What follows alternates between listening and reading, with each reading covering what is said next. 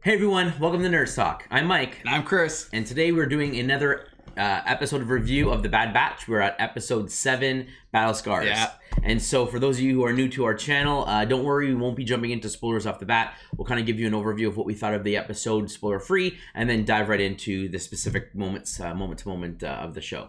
Also, if you'd like to support us, you like our content, whether you're a Star Wars fan, a video game fan, comics or whatnot, feel free to like the video, subscribe to the channel, and drop a comment below. We'd love to hear from you. And with that, let's jump right in. So, episode 7, Yeah. Battle Scars. What did you think? You know, it has a soft spot for me because it has one of my favorite characters without saying who it is yet. Yeah. So, always having the opportunity to see one of my favorite characters is fun, to see what they're up to, get some background and so on and so forth. And then, it just leads into my head of, where do they go from here? I see some other things. So I enjoyed it. Lots of little Easter eggs, Yes. and was hoping for some more. But overall, I really enjoyed it. I guess after this, they have, 9 more episodes? Yep. So they have a lot to go through, but I won't go through that till later on. But yeah, I liked it. How about you? Yeah, I agree. I thought it was good. We finally got a little bit more of information on kind of like what's going on and what the Bad Batch have got to do, like what their focus is and what their goal is and that kind of stuff. So that was cool. Yeah, without getting into any spoilers, it was enjoyable. I did feel like, It could be a little bit more. yeah, like I kind of felt like, oh, okay, like that's the whole episode is just this, and that was it. And I'm like, which isn't a horrible thing, but at the same time, with every episode always introducing new stuff and having callbacks and references and like opening up the greater Star Wars mythos, I kind of felt like this was very limited in scope, but I mean, not every episode can always do that, and I get that. I know I was hoping for a couple more answers. I know they're leading up to a few more things, and they answered one of them, or they're progressing to one climax that we saw. But I thought it would be a good opportunity to answer another question that I will go into later on. But I just felt like there's a little bit missing. I enjoyed the episode, but there was something missing where they could have taken it to the next level. Maybe they have a different plan, but I thought it would have been a good opportunity to kind of shine some light into it. Yeah, definitely an episode you want to watch from the perspective of wanting to understand exactly what's going on with the Bad Batch and stuff that transpired in the first episode, and then kind of bringing back for not for us as the audience, because we understand what's going on, but the actual characters in the show, Bad Batch, have a better understanding of what is happening. And I think that's the point, is to kind of give them the self-realization and what they need to do and what their what I guess their ultimate goal is. I think that's what the purpose of this episode was. Yeah, I agree. All right, so with that, we're going to jump into the spoiler heavy section of the review. So if you haven't watched it, stop watching right now, watch the show, and then come back, and then you can join us with our spoiler-filled sections here. So, all right. So why don't you kick it off? So they start off with them being chased by, I think it was a new species that I've never heard of, or clan or guild or whatever it was. I know I've never really heard of them before, but they're being chased by 3 smaller ships being shot at. I guess they stole a creature of some sort, which Omega takes kindly to and names it. So it's kind of funny that she kind of, with every creature, she kind of has that relationship where she can sense or feel or have that, bond with them. Which is also what I was hoping they would, lead up to in this episode, a bit more about Omega's power or secret or talent. Or enhancement or whatever. Yeah, whatever is that, she has, because she's one of those, clones just like the Bad Batch, where they're different and they have those different enhancements for certain reasons. I was kind of hoping and disappointed that they didn't go into this more, but we'll get into that. But so, they finally shoot it down and they're waiting to get into the light speed. Tech and Echo have their common, little jabs at each other, waiting for Echo to get it done and helping from Tech and stuff like that. So they have that kind of rivalry, but friendship as well. So, I mean, they're very similar with the technology. Tech is very technological, smart.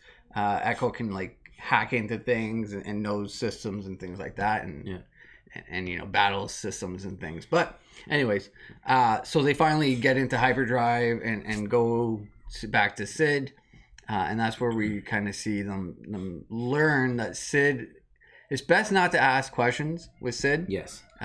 She shortchanges them a bit with their cut. Yes. Yeah.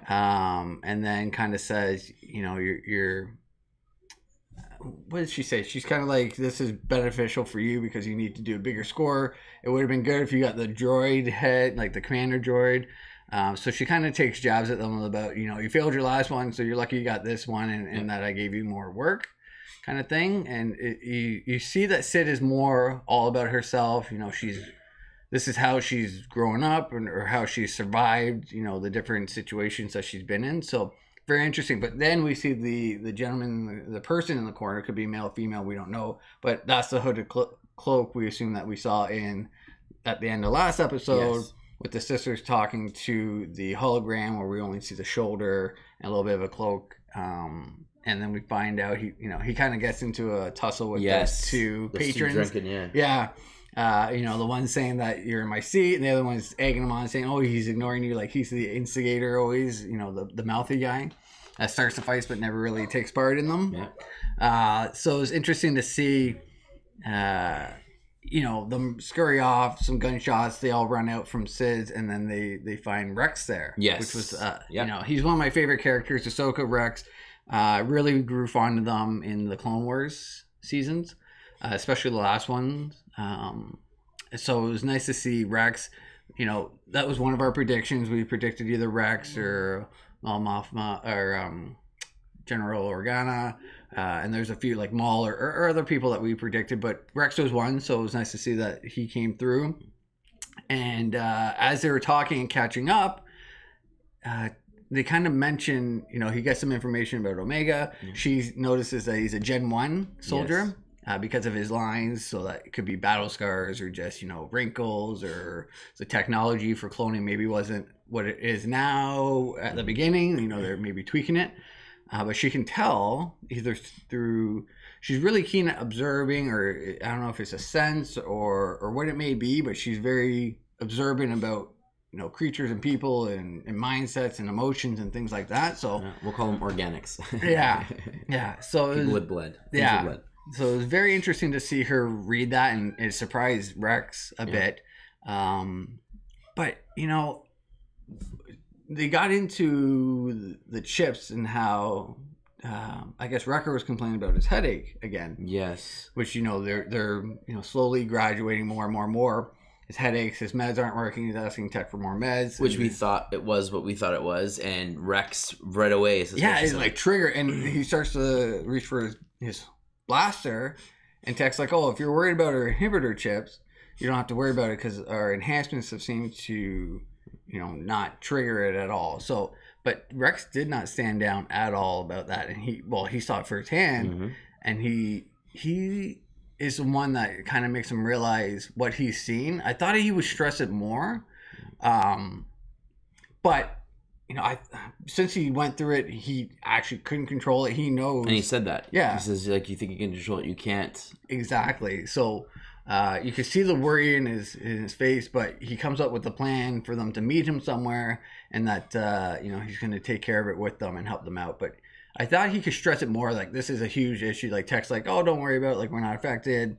And he says, the longer you have the chips in you, the more they can take effect, and the stronger they can be. And he also says there's not a lot of clones that didn't execute Order 66. So, like, has he met Gregor and Wolf already, or is he still meeting them? He hasn't named them or anything. I assume he didn't, but maybe he heard through reports that there are some clones that either didn't, maybe they're taken out, or they fled, or they're on the run. Mm-hmm. And it was confirmed that he is killed in action. Through the Empire, so think it's easier for him to stay hidden. Yeah, so that helps him in staying undercover and going that way. So from there, correct me if I'm wrong, but I believe they get a radio and they start to go, like it just clips to them in their it just cuts them heading off. And meeting Rex essentially, and Omega kind of asking about, I guess, was she talking about the inhibitor chip at that point and saying, she doesn't have one because she's a newer clone. Yeah, and she wasn't hired by the Empire. Was that then that she was talking about? I believe that is. Yeah, so she was talking about the inhibitor chips and what they're meant for a little bit, and that she doesn't have one, which is a good fact. We realize she doesn't have one, or at least we assumed, and she confirms it in this episode. But there's no reason why she would have one because she's not, part of the Empire, which makes me wonder were the Bad Batch supposed to be, and then something went wrong, or did they do these enhancements on purpose? Well, these is Clone Battalion 99, so I mean they were created before Rex in them. Yeah. I mean they were a special experiment, but if you remember the original guy, which I think his name is Zero, the janitor, the first guy from the same group, the 99th whatever. He was the janitor, and then he talked about how that there were others or whatever. And was he named 99, and then they named the Clone Force after him? Yes, that might be it. Yeah, 99, and then that might be it. But anyway, they so this group was a specialized enhanced group. So yeah, they still have the chip, but they just made some alterations to make them to say like, can we get specialized special forces? So it was commandos. Yeah. So and so it was supposed to just be the 4, but we found out in episode 1 that there's 5 of them, and we know that Omega's obviously one of them. Yeah, Echo's not, because everyone right off the hop is like, oh yeah, 5 members of the team, Echo's one, but Echo wasn't one. He just joined the team after they rescued him in Clone Wars. So it's like, oh yeah, Omega's the 5th. You know, it didn't click in right away for me for some reason. I'm like, oh yeah, there's 5 team members. But then when they started saying that, I'm like, oh yeah, Omega is definitely the one. So she obviously, it makes sense that she doesn't, because it's a secret. Like the Empire doesn't even know that she's a clone technically. They think she's an advisor and so on. So it was nice to see. And then they land and they meet Rex. He's in his full, gear with the helmet on and everything. And they land on, do you remember I don't remember the planet, but I got strong vibes of it being from Jedi Fallen Order. So it is right? the same planet from Jedi Fallen Order. Okay. Yep. So Kestis is, so I think that game takes place 3 years after? 5 years after? Yeah. So he might be working there now, but he doesn't really... Well, at the beginning of the game when it happened, he was a kid. And if this takes place 5 years after Order 66, that means he probably was 17 minus 5... 13. Yeah, he could be. So he's probably 17, 18 is my assumption is what he's supposed to be, because if he's in his 20s, there's no way that flashback, but he was training during Order 66 that he was 5 years younger. Like it didn't look like that, right? Yeah. So I'm assuming he's a teenager. So if this is right after, he's still 13, 14 years old. He's still fleeing. But this is where he will end up down the line. Yeah, because it looked like it, right? Yeah. And that, so they see a skiff kind of go by with 2, was it guild? What guild was it? I don't remember. It's like construction guild or some sort of wrecking guild or whatever it was. So they are the one that Cal works for as well. So in the game, that's still the same guild that he works for. So it was interesting to see that kind of Easter egg where maybe Cal isn't there because of the timeline, but he will be there. And this is just a preview of something that we've seen in the past for those that have played already Jedi Fallen Order, which is a great game, and I would highly suggest playing it if you haven't. So it was interesting to see that planet again and to see all the starships and cruisers and just the junkyard of everything that is there for them. Yeah, and they're there because they're looking specifically for a Jedi Star Cruiser, the Vanguard. Right. That's right. Yeah, with the medical bay, which is the only thing that Rex knows, and that's how he got his chip taken out with Ahsoka.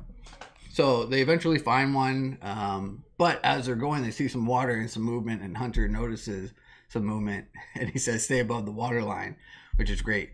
But they have to climb up into these, go over these small poles, and you see kind of Wrecker, scooting across, not walking across and things like that. But eventually, they have to cross a rope. Essentially, they have to kind of army rig it across that rope, and Wrecker's the last one, and he's like, oh, my headache's not that bad, I'll pass on that. But eventually goes, but his weight's too much, and he ends up dropping. Luckily his foot gets tied up and he's just dangling above the water, and that's where we see I assume it's a Dianoga. Yeah, so it's the same as in episode 4. Yeah, the octopus creature thing, right? That all lives in the trash compactor and sucked Luke down, and Han and Leia had to save him. Actually, no, it wasn't a Dianoga. It was a Rathtar. That's right. From Force Awakens. Yeah. That's right. We did see the mouth, and I was like, oh wait, that's it, right? Yeah, Rathtar. Yeah, because they go into all the water, and they feed on junk and organic material that stays close by that they can grab. So it was interesting to see a little callback to like episode 4 and other Star Wars movies that they're in. But eventually Wrecker gets taken down, but they between him cutting with his knife and I think it was Rex shooting down or Echo shooting down, and they finally get him back up, and then they continue into the medical bay. And this is where Wrecker's starting to get more agitated. They say that he'll go first, and Tech's getting his his thing, his detector ready, And the scanning and stuff is yeah. But every time they say Order 66 or Padawan, like they mentioned they let the Padawan go, and they were talking about what happened in the first episode where the Regs turned on other Jedis and that they heard Order 66. So every time they say Jedi, Padawan, Order 66, or anything like that, he's getting more and more agitated, and you can see his facial and then the pulsing of yes. like the scanner or whatever, and everything that's going on is like affecting. Yeah, like all the noises and everything is just agitating more, and it's kicking his chip essentially into more and more activation, and then finally, as Tech's gonna give him a sedative, he kind of reaches up, grabs Tech, and lifts him up and starts to attack, and that's when we see a whole nother different type of Wrecker, because usually he's the childish. I mean, after their missions, he and Omega go and have a celebratory snack that I forgot to mention. Yes, and that was tradition or the mix. Yeah, Mantel mix, something like that. Yeah. Yeah, so they always do that, but we see Wrecker just like fully all like good soldiers follow orders, and like you guys are in violation, and he's talking about violation and traitors, and that they have to be taken out. So we just see him going to, and he's a big, strong guy. Yep. And he obviously controls it as he's more, juvenile, like friendly and happy and kitty type features. So this is where we see him just not control, like it's totally the chip, and how dangerous he can be under the Empire's orders. Oh yeah. As essentially a super soldier with super strength. Any of them really, like Crosshair's unique talents of being able to snipe and shoot. So if that team ended up falling to the Empire, like it could have been a whole, they're the elite of the elite kind of squad, right? Like their enhancements make them better than any trained human could be. So it's very interesting to see what could have happened. So we see Wrecker, take on the team, pretty much, knock him out. All the other team have kind of stunned, like Rex has his blasters on stun. So they're trying to take him out so that they can help him and keep him part of the team and take out his chip. But eventually Omega comes to, pretty much a nightmare where, one of her close friends, an adult figure, pretty much turns on her, and she has to decide what to do and tries to talk him out. And she has a weapon, but doesn't want to shoot him because he's her friend. So she's trying to, snap him out of that, but you just see that there's no turning back. And even Rex was trying to fight it, and he couldn't. He was just, full bore until he got knocked out and the chip taken out. So eventually, as he's about to take out Omega, he's finally taken out by Rex with the stun. Stun gun, yeah. Yeah, and then we see him laying in the scanner. Now so Rex makes a comment about him never being on this side of the table because he was knocked out, and then like how long is it taking? So he doesn't know because he was only under the procedure, and he, I guess, got told what happened and whereabouts. So, but Tech was able to use Rex's scan, I guess, his head scan, to see where it was and where it was taken out, to kind of determine where it would be on them. Because I know the original scanner couldn't pick it up on Rex until Ahsoka did the Force powers with him. But I guess because of the scans, they were able to kind of use them as like a baseline. Yeah, exactly. So that made it easier. So I think that was one of the questions that people were asked, like how they find it so easily. Because they're all clones. They have the same brains, the same structure, and if there's an anomaly, a difference, he's like, well, here's your scan. Find the difference, and the difference is this, and that's what they were looking for. They didn't know what or how to scan it, but they knew whatever was different between the two images, that's what they're looking for. That's right. So they were able to take it out, but Wrecker didn't wake up right away, probably because of the stun and maybe the procedure and everything. So it was pretty much a waiting game, and they're trying to take Omega out. And Hunter's kind of consoling her and making sure she's okay and that he'll be okay. And Rex kind of notices this, and you kind of see him smirk a little bit, like, oh, he's kind of taking her in as a father figure. So even Rex notices that, and Hunter, changed his way of what, being a soldier, he's still kind of a soldier, but still has that fatherly instinct and connection with Omega.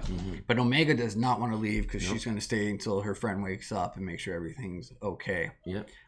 So eventually, they're, most of them are passed out or whatever. We kind of have a shot on Omega, and a big hand comes over and pats her on the head and says, "Hey kid, how's it going?" kind of thing. So Wrecker's back, thankfully, as himself, and the procedure worked. So then it's everyone else's turn to get it done. Mm-hmm. Which they just cut. Yeah, they cut to tech at the end, and everyone kind of, they didn't want to bore everyone with you can kind of cut to the front and back of that part, which is nice. Excuse me. So we saw that everyone got done. So now they know what they can do for Crosshair. But now they have to figure out how to get, will they set a trap for him? Or can him? Tech come up with a way to like disable it somehow? Now he knows what it is, what it looks, has a dead chip now, potentially, right? How it connects. Maybe he can come up with a contraption to do it manually or remotely or whatever. Yeah, we'll hopefully. See. But which if he does, and then he hands it off to Rex, Rex can then use it on Wolf and Gregor, right? Yes. Whoever he comes across, he can use it on. That's right. That's what it's for. Yeah. So that was interesting to see. So now everyone's done there, and now I guess it's time for them to kind of, like, Hunter walks out and we see the tail end of Rex talking on his comm with someone. Was it a male voice that is on there? Or I think it wasn't. Well, I think we don't know the person. I got the impression that it was a person, like a man, but. I mean, there's no indication. I thought it just was like affirmative or yes sir, some weird thing like that. That it was like, oh yeah, he's on a mission. He has another planner. He's working with someone, and it could be Belladonna, it could be who knows, right? Exactly. Or Saw Saul, yeah, is it Saul or because they had met earlier in Clone Wars episodes, before his sister passed, Saul's sister, and everything that way. So they do know each other, and it seems like Rex isn't done fighting for the rebellion. He's obviously. They don't really say what he's been doing in the past other than just trying to stay low, away from the Empire and just traveling all over and things like that. But you get the impression by, him communicating with the two sisters, them wanting the information from the droid head to, help the rebellion, that he's part of that and in a way, some way helping out and still, a soldier for the Republic. Correct.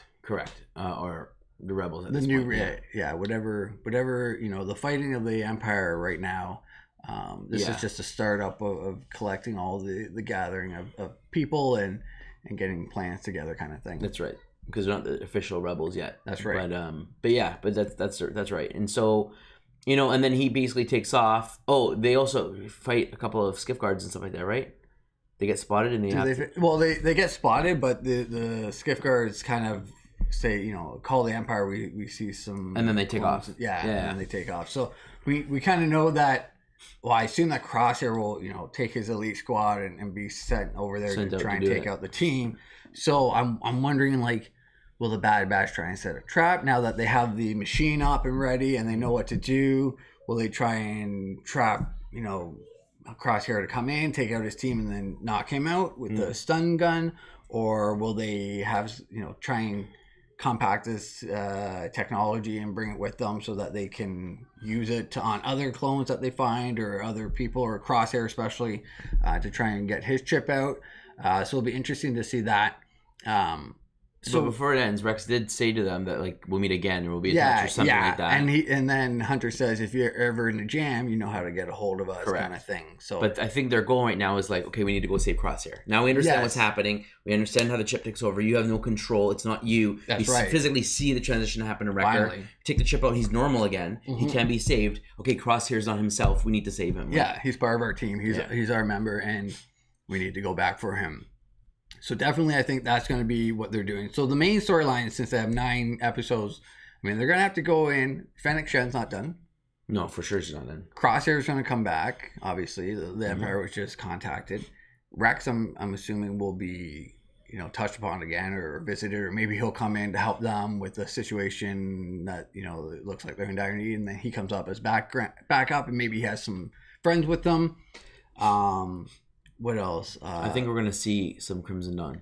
Yeah, that would be. I think there's going to be a Maul appearance, because that's happening now. Solo movie, all that stuff is happening around this time frame, and we expect that. I mean, at the end of Solo, we know he's already part of the Crimson Dawn, and we know the rumblings of that in Clone Wars and whatnot, right? So I think that we're going to see a little taste of that, so that way, when stuff happens in the other shows, it all just adds more connective tissue. Oh, definitely, and it would make sense, and it would be so good, especially with the Kenobi series. If they drop his name, or he comes in as a live action appearance again, he can be part of the Crimson Dawn. Maybe they don't.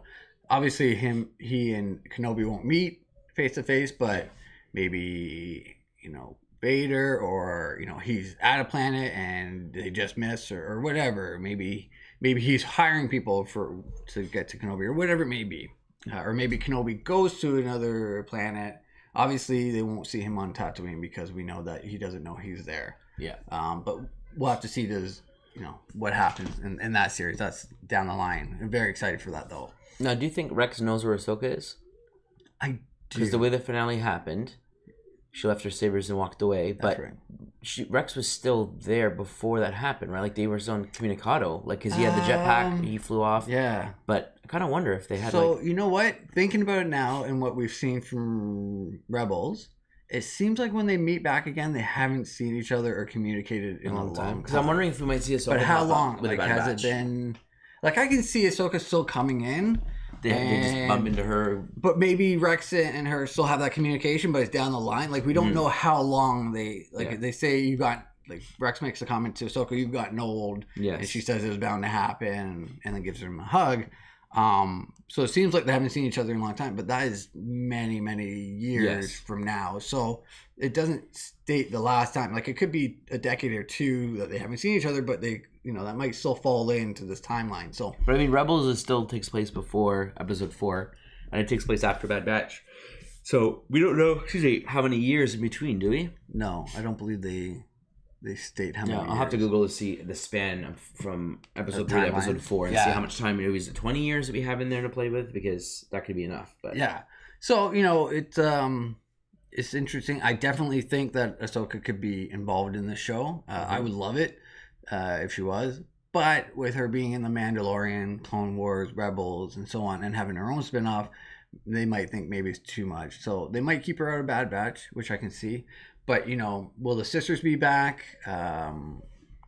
To see with the rebellion, what other storylines are going to happen? Sid, what's going to happen with her? Are they just going to cut ties? Is she going to back, they're going to have an altercation. I think that we'll see an altercation. at some yeah, point when like, they wanna will she leave end and up she's- telling I'm gonna Fennec tell that people your secret. something. they're here, and then Fennec comes and what's not, and she's trying to get the payout for the bounty or Oh, whatever? I wouldn't be surprised. Yeah, And so they're she's all about the money and financial gain. So once they're no good to her, she'll turn them over and get the best deal that she can get, obviously, to look after herself. So lots of storylines still available. I just Omega, Googled it. 19 years. by the 19 way. years.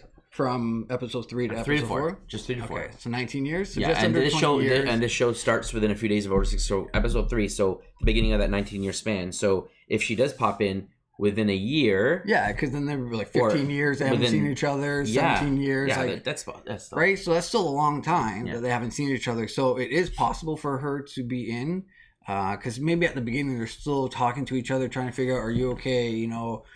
This is what I'm hearing. I know I've read the book a little bit of the Ahsoka and getting into that, but without spoiling anything, they're kind of trying to figure out where the Empire is going and things like that. And we see in this show, the Empire is already starting to take over, changing symbols, Yes. and getting, instead of credits, all the numbers and things like that. So they are making changes quickly, and they're trying to take over worlds, and we see them marching and that one planet of them celebrating and things like that. But so there's lots, like Omega, they still have to get into Omega. What's her ability? What's her story? Camino, like they're trying to get someone back for Jango Fett's bloodline, and get the clones and show the Empire that they're still useful and get their contract. Will there be a rebellion? Will there be anything like that? So there's lots of storylines I'm looking forward to, and they have 9 episodes to do it. So I think there should be more jam-packed, interesting. I think the next one will be very interesting with Crosshair and the Empire, kind of dealing with Bad Batch again. So there'll be a lot of action, and it'll be interesting to see, is this episode, or does Crosshair get away, or do they get away, and then more of a finale that Crosshair changes Well, that's the back, thing. They or... might be that they get him back before the finale, because this might be a one and done show. We don't know if this is going to be a Yes, they multi-season. haven't been picked up for season 2 or anything like that And yet. so if they end it where some of them die, then they could be like, okay, Crosshair's going to cut the halfway point, and then what happens to the Bad Batch? Where do they end up before the end of the show? Yeah. And it might just be that's the purpose of the show, is just to tell their story, and Yeah. we're one and done. So they could get them a lot sooner than expected, and then now they're on the run. The Empire's after them. What do they do? How do they handle that? Yeah. What happens to Omega? And that's how they end the show. So I guess we'll find out kind of where the pieces lie. But it's very exciting to think of the possibilities. like you said, it could end with Crosshair, or he could be introduced in the next 2 episodes, joins the team, and now something else. The team's back, and now they plan on how they're going to either help the rebels now, or what's their game plan? How are they going to keep Omega safe? Maybe someone's coming after her again, other than Fennec, or she's an asset that I think send more and more people after her. And the Caminos are looking for another donor, right? Yes. So there's that situation. Who is that? Is that Omega that they're looking for, or are there multiple ones? Are there more secrets that they're keeping from us as a viewers and other people in the show? So there's lots of things that they can kind of surprise on us and kind of pop out. So I'm looking forward to it, but I'm really intrigued to see how Crosshair comes back, if he comes back on the team, or will he be like the blueprint of Death Troopers or other troopers or things like that, Dark Troopers or anything like that, right? That's a good Will point. they take his bloodline and synthesize it into robotics, and then mix humans and robot? Who knows, right? So it'll be interesting to see about that as well. Or will he come back, or could they do both? They take him his blood and samples, but he comes back to Bad Batch, but they still have the other. Anyway, there's lots of things that they can do, and I'm very excited to see what the next 9 episodes do, and if there is a future to it. Like maybe they have signed for season 2, but they want to keep that suspense of or will they have him show up in other season shows? 2 and they're like, oh, then we know everyone survives. But if we don't know if there's a season 2 or there isn't season 2, then anyone's up for grabs, like Rogue One or things like that. So it keeps it very fluid and interesting. Yeah. And us on our toes, that we can't say, oh, they're back for. We know we see them in Rebels or episode 9 or whatever it is.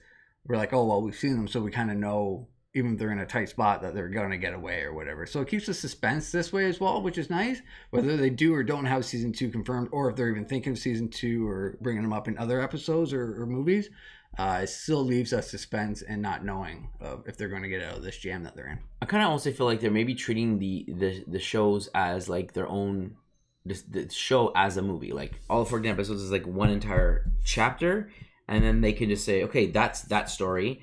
Here's another story, and again, the characters can intertwine and mix. Yeah. But it's like now we're focusing on this character. So here's Ahsoka show. We're focusing on Ahsoka. What has she been doing during this time? Yeah, she might bump into Bad Batch in her show, or she might bump into Kenobi again, maybe, or we'll see where everything where the cards lie. But I think the purpose is they have a reason for what they're telling, and every show, especially, they are. When introducing characters, there's a reason, because they're introducing this because they're going to be more of a statement here. Just like in Clone Wars Season 7, they introduced Bad Batch. We didn't know they were going to have their own show. No, we were just wondering.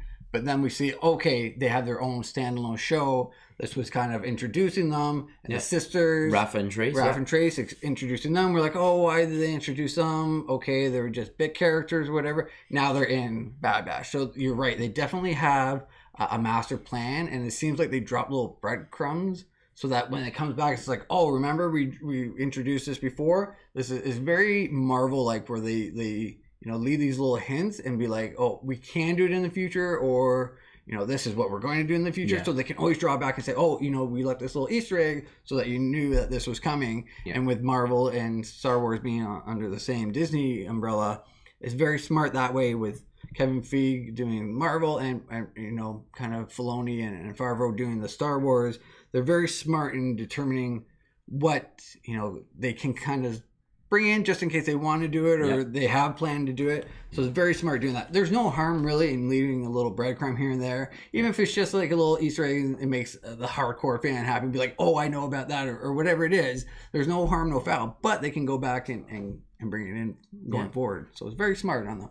Yeah, absolutely. I completely agree. So, I mean, yeah, overall, it was a good episode. Like I said, it all was about the chips and about them. Yes. And pretty much in that what junkyard. Wrecker kept, a little bit ahead, more and more. In the last episode, like he's actually stating his soldiers follow order, and he kind of shook it off. But we know it's getting bigger, like the chips getting stronger and stronger and stronger, and activating more and more. So that was the climax that we finally saw that. So the chips are done now, which is nice. Yeah, they realized that it can be stopped. Rex explained how to do it. They did it.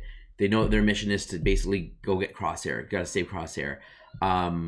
yeah, and that was the idea, and kind of make us. Well, I mean, we knew that the chips were in control, and that's what caused her to jump. But now they understand the severity, and it's not like, why are you acting like this way? They didn't understand. Yeah, clearly, like why did the rays change on them? Because then they have a conversation with him, and he's like, "Oh, well, we should have done this. We should," as opposed to just you're under arrest, right? So they were like, "Is he really not in control? Is it like what's going on here?" And it's now like Wrecker, where it's like smaller, and then it is gathering more. Like his was stronger at the beginning, and grew quicker, faster. But yeah his control. So it's interesting. So it was great to kind of give some background on that and kind of give them a purpose of what they need to do now. Yeah. They need to keep Omega safe. They need to save their friend. That's right. And Rex is like, you know, obviously he's got a mission. He's got something to do. They'll be in touch. They'll probably be dragged into something. Yeah. So it was good. It was a good reconnection. I'm excited to see where we go from here. We predicted that they would meet up with Rex. We predicted some of the stuff that's taken place. And I think we're going to be very accurate with them saving Crosshair. Yeah. I don't think he'll die. At least not by their hands, and That's then we'll see if they survive at the end. If it becomes a Rogue One situation, which it could be. Very, maybe Omega gets out. They sacrifice themselves to say Omega, and Omega runs off with Ahsoka and maybe she's like else. A character that we've met before, but not as Omega. Like maybe she's someone else that we've met already, or something. So because that's her name, but she might have could change take on new identity and change her looks and go from there. So yeah, it'll be interesting to see how they do that. But I mean, there you go, folks. That's our thoughts on episode 7, Battle Scars. What did you think? Let us know by dropping a comment below. Did we miss anything that was blatantly obvious that we didn't cover in this particular episode? Any other callbacks to other video games or shows that we maybe overlooked? Let us know. We love to hear from you. Click the like button, click the subscribe button. And as always, friends, stay nerdy.